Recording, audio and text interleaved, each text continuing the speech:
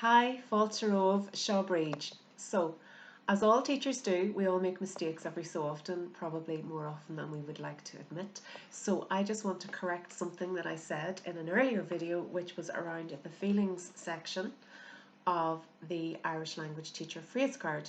So the very last phrase in there is I don't know.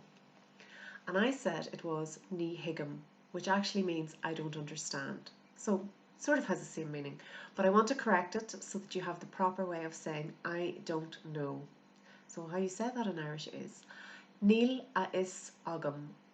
Níl a is agam.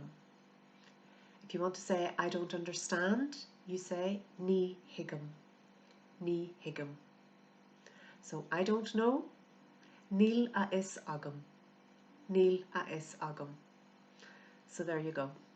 Apologies.